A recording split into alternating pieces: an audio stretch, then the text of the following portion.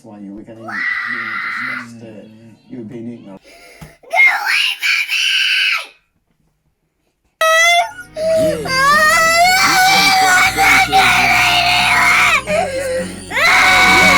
So misunderstood, and show them that the love sometimes all they need, but so beautiful. Me up and hug, leave them alone. Who do you think you are?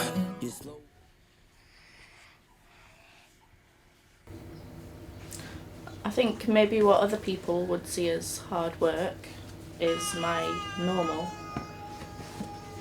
if that makes sense. So,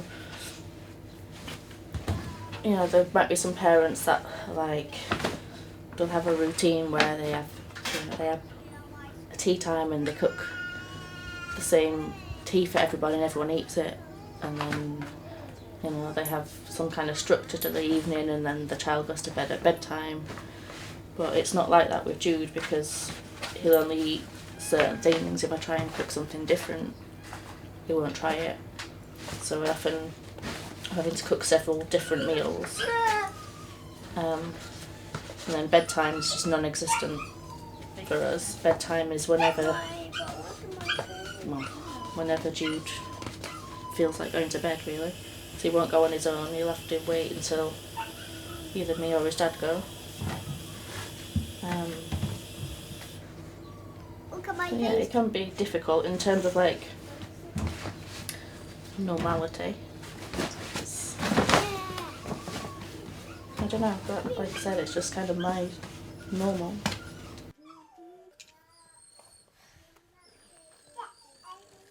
Getting Jude ready for school can be challenging.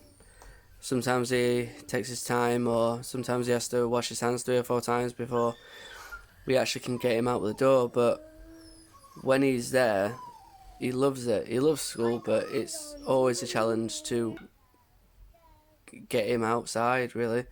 He always has his hood up, which, for obvious reasons.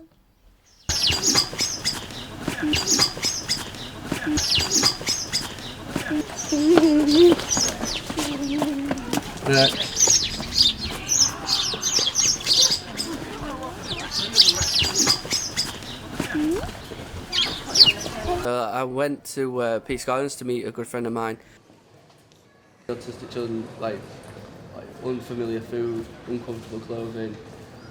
Could that be like a spark to what would say a meltdown? Or them acting out? I think so. I think like you can, like a neurotypical child may have a tantrum, but a tantrum is avoidable.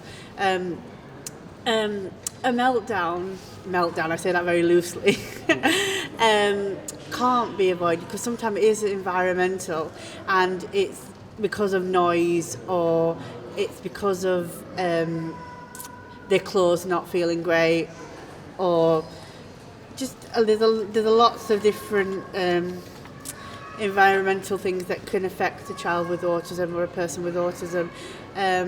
That's why we have ear defenders, and I think you should just ignore the world because you're trying your best. You've got a child that's got a disability, and you're trying your best in every possible way to make sure that child is well cared for.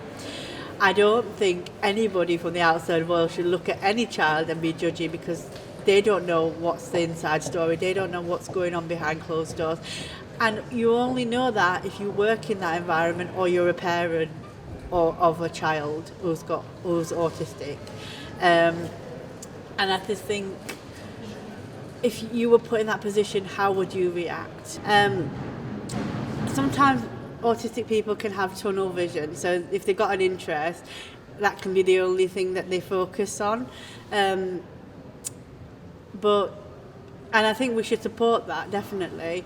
But I think sometimes we need to also open them up to the wider world and show them other things that they might enjoy as well. Would it be a calming effect to have these special interests? Yeah, definitely. And it's definitely a self-soothing thing for people with autism, an autistic person, sorry. I think definitely it's self-soothing because that's what they enjoy.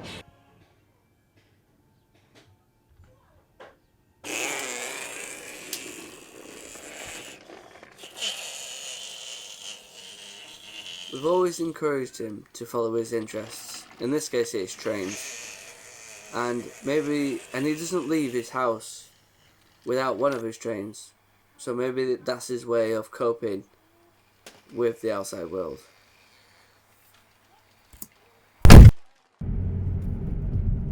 Sort of embarrassing sometimes when a lot of people are staring, or you hear people making little comments under their breath, but I try not to let it get to me now.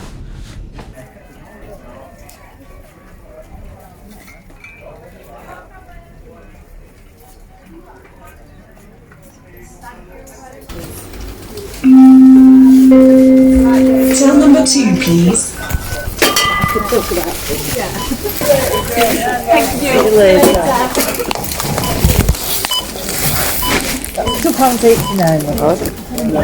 Oh yeah.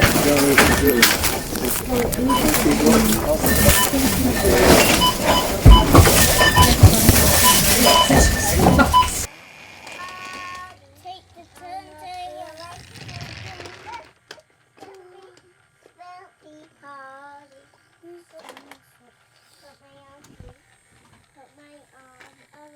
He's going down this way.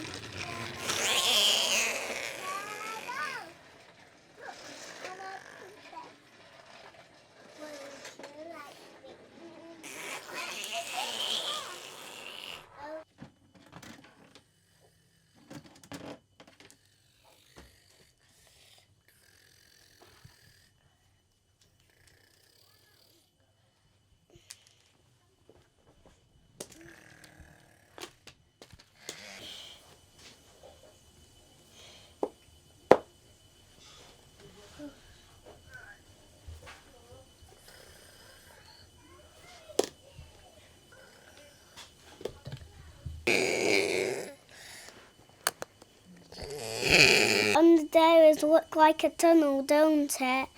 Do you want to look at my track?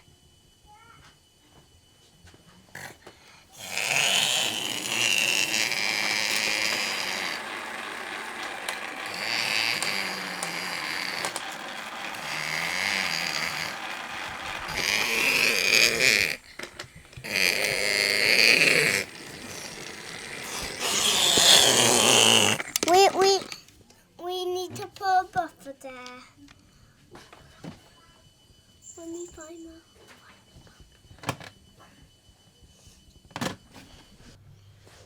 Let's see. Okay, deliver to us. Let's give it a start. Which one's your favourite? Thomas. Why is Thomas your favourite?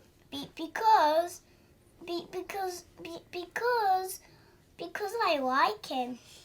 Why do you like Thomas? Because There must be a reason.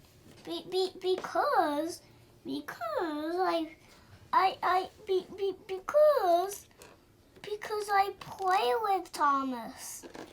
Okay. And that's what I love Thomas for. Is Thomas friendly? Yeah. Do you ever feel like some of your friends aren't so friendly towards you? Shall we do Percy next? Pulling the carriages. Okay. Oh, not salty. Percy.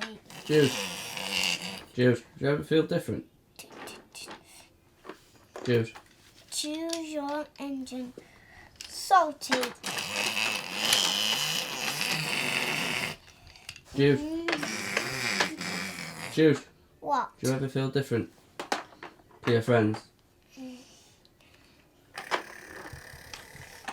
Choose your engine. Jude, What? do you ever feel different to your friends? Do you ever feel you're getting told off more than everyone else is?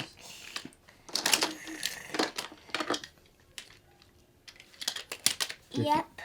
Do you feel like sometimes people see you as a naughty child? Yeah. Why is that? Because Because what? someone ignored me. Someone ignored me when they not my friend. I think maybe in the earlier days when maybe before he got his diagnosis or when he was newly diagnosed, when we were still trying to figure things out ourselves and, you know, really get to know Jude and what he was all about. There might have been times where we disagreed on, you know, his behaviour and how we dealt with that. But I think now we're more on the same page. But yeah, it can definitely have an effect on relationships. So an autistic person who's having a meltdown, even just don't stare. For so misunderstood, but too often society fails to believe the pain. They label them different and strange, and they're not the same, but underneath they're special in so many ways. And they're seeing the world through a different lens, and they're judged by the elder generation. When will it end? They deserve the patience, love and care, to know that someone will always be there. Let's break down the walls and show them that the love, sometimes all they need is a pick me up and hug. So tell them they deserve the patience, love and care, to know that someone will always be there. Let's break down the walls and show them that the love, sometimes all they need is a pick me up and hug. And every person in the team, every one of them has to say, but the path to understanding them. You're looking at me. What are you looking at me for?